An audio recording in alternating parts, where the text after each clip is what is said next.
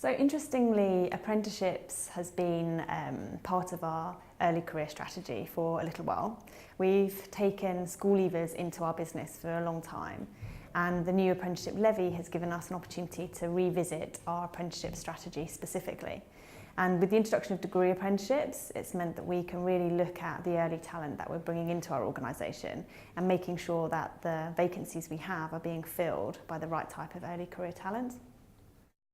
So we have a fairly lengthy procurement process that we go through, and there's 3 stages to that.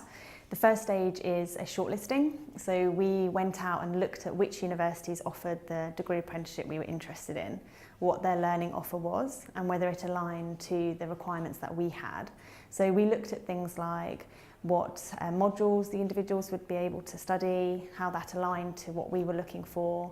We looked at other things like who the endpoint assessor would be, what qualification they would gain. We also looked at things like the location, the method of study, and we used all that information to create a shortlist. We then invited that shortlist to come in and tender for the work, and they had to submit a written tender document.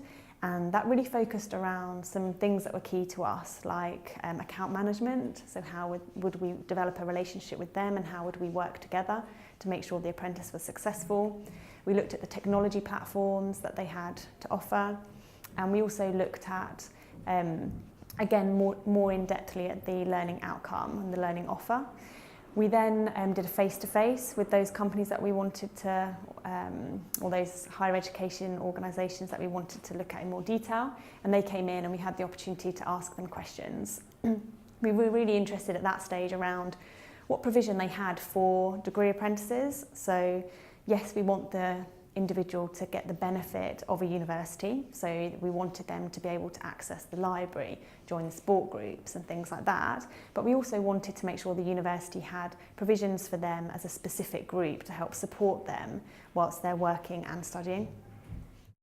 So at the moment we just launched our first school leaver degree apprenticeship programme, and that's for our HR function, so those individuals are due to join this September. We're looking to expand that for next year, and we'll be looking across all of our business areas at different things. We also have career apprentices, so individuals who are already working for BP. So we're looking at what opportunities there might be for those individuals as well. I think for organisations who are looking at degree apprenticeships, I think it's really important to think about the learning offer for those individuals. So how can you ensure that the individual can apply the learning that they're taking from their degree and put it into practice in the workplace?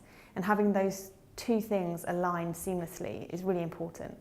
I think when planning an apprenticeship, I think the procurement process and the amount of time it's taken to onboard our suppliers has taken longer than what we anticipated. So I think allowing a lot of time to enable that process to happen is really important. There are lots of universities now offering degree apprenticeships, and in a way that makes it more difficult because there's more choice. So companies are having to learn very quickly about what's important to them and try to learn how to differentiate between the different learning offers. And again, I think that takes quite a lot of time. We actually have a strategy in place that touches lots of parts of our business at lots of different levels in lots of different ways. And I think because the opportunity within the apprenticeship space is so vast, we've decided to go down that route to really make sure we can create as much value as possible.